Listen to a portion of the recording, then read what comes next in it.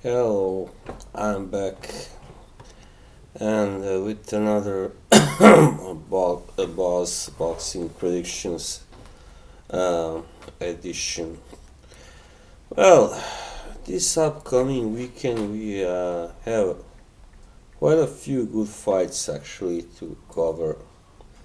The first one is at super middleweight between Callum Smith and John Ryder. Yeah, yeah. Sorry.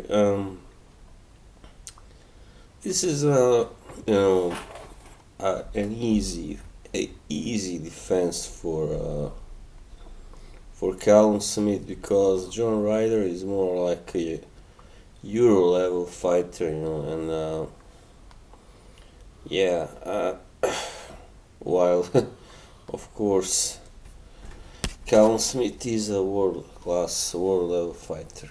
Um, well, look at the two guys head to head. I mean, Callum Smith is a very tall, very big super middleweight, and I expect him maybe to move up to light heavyweight by next year, perhaps already, or the year after that. Yeah. So he's 6'3" with 78-inch reach, while John Ryder is more like yeah, he's actually quite short, 5'9" with 72-inch reach. So actually, Smith has that's like 6 inches in reach and sorry, height and also 6-inch height and reach advantage. Wow, that's really rather huge advantage. I really don't see why. I mean, he has said that this will be a challenge for him. I don't think so, really. I expect this fight to end within the first 6 rounds, actually. So Smith will win. If he does not knock out Ryder, it will only mean that Ryder's style is not that well suited for him. But I don't think there is a big chance of Ryder making it, till the final bell. No, I don't think so. So yeah, Smith will win most likely by a knockout in the first six. I mean, between round 3 and 6, I'd say. Yeah, and then there are a few really good fights. First, Luis Neri versus Emmanuel Rodriguez.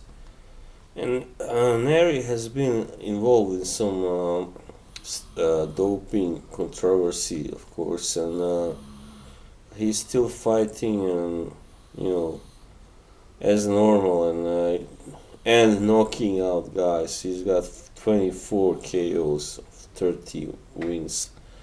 He's a really formidable bantamweight, and he's still only 24, soon to be 25. So that means he should have a long career ahead of him, unless something happens, like he gets caught for cheating, but he can still come back. And his opponent, Rodriguez, is from Puerto Rico. He was just in May. He was knocked out by Inoue in 2 rounds, but he holds victories over Jason Maloney and Paul Butler. So I guess he's a rather solid fighter, but perhaps more of a boxer than a puncher.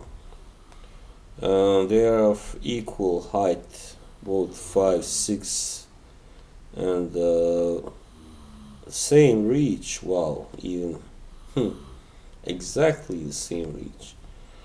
But I think most likely, I mean, Rodriguez has been knocked out, as I said, and in his last fight. So this will be a difficult one for him.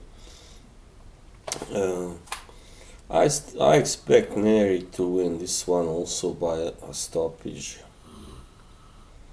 Yeah, hard to say which round, but not before, perhaps not after the sixth. I mean, before the sixth round or later, perhaps. Yeah, and then another very well good fight. It's on at super featherweight. Andrew Cancio versus Rene Alvarado. Cancio is coming two very good victories over Alberto Mercado, both by knockout, and he has formerly lost by TKO to Joseph Diaz, and then he was decision by Ronnie Rios and one more unknown guy. But he's got victories over Rocky Juarez and Alberto Mercado, so yeah. Well, Alvarado is just more like a war horse now. I mean, he's still a rather good fighter. I mean, he's got the power and the savvy, and I was rather surprised actually when he stopped Robinson Castellanos, but that was in 2014. Since then, he has suffered several losses. Like he was, knocked out by Cancio before, actually, yeah, that's right. So, of course, Cancio is the big favorite. Alvarado is not really at all, he's only 30, but he has fought now since 2008. And Cancio is, has actually been even longer but has less fights for some reason. Yeah, this is one I think I lean towards Cancio winning either on points or by a knockout. Well, I'm not sure really. Let's say a knockout, since Cancio has already won his last two fights, which were for a world title, the WBA super favorite title by knockout. So yeah, not gonna say which round. That's a little bit too difficult to predict sometimes. And then Brandon Figueroa versus Julio Ceja is also a very good fight. Super bantamweight. Figueroa is a young guy, 22, but he's so far been very, very promising, and he has held the interim WBA Super Bantam title, but this is for the full WBA title. And Julio Ceja is a very solid fighter, but he has been stopped already 3 times. And in his last fight by Guillermo Rigondeaux, and then before that by a rather unknown Franklin Manzanilla. So he's knocked out Anselmo Moreno and Hugo Ruiz. Yeah, Ceja is a puncher, but so is Figueroa. This is a rather good test for Figueroa, I think.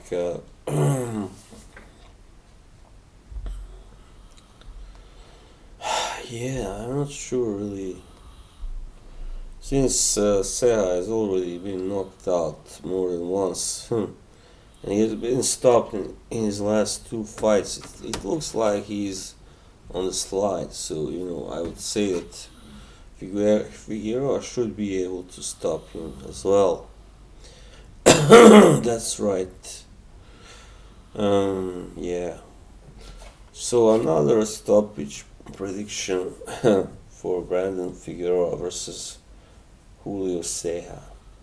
And then the main fight, wow, Deontay Wilder versus Luis Ortiz 2.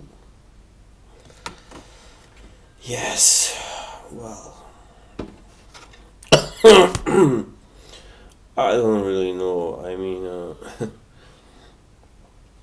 in their first fight was very entertaining. I mean, first Ortiz was down in the fifth round, I think, and then he came back to almost stop Wilder in the eighth. But Wilder was given time to recover, which he shouldn't have, by the ref, because the ref seemingly stopped the fight. I mean, for no reason. I mean, paused the fight for no reason. It seems like it was deliberate, just to give Wilder a chance to, come back to his senses, and he did. He made it out of that round, and then he came back and knocked out Ortiz in the 10th. And Ortiz has since then hasn't gotten any younger, and he's 40 now, and yeah, but he's still dangerous. Yeah, I mean, Wilder should better not think that he can win easier this time. I don't think he will. Um, but he is the favorite still. I mean, he's hasn't been beaten officially anyway, and hasn't been knocked out yet. Um, yeah, I mean, Ortiz will have to have a slightly different game plan this time, because last time I think he came in a bit too confident. He was expecting to just steamroll over Wilder to knock him out, like, in 6, 7 rounds, and 5, 6 rounds perhaps even. And he just got, taken out. But as I said, he was close to taking Wilder out also. So you never know what can happen. I mean, this time he should really focus on, box first, and then try to land the big punches, and not just go out there and slug it out with Wilder. It's never a good idea. I mean, with a guy that hits so hard, and he obviously, if he's good at anything, that's just landing that big right hand, or even left hook, whatever. So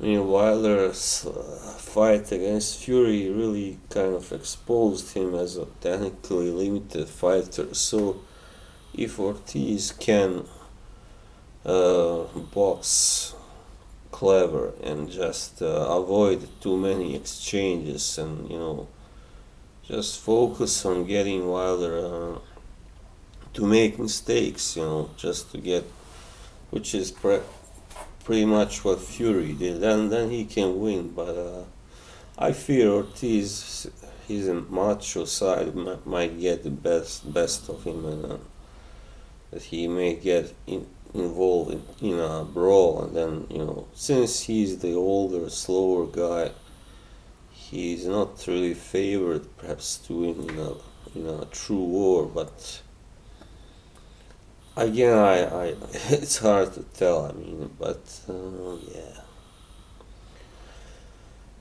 I still favor Wilder slightly, but I'm also holding a button on Ortiz winning by late knockout. But I think most likely Wilder will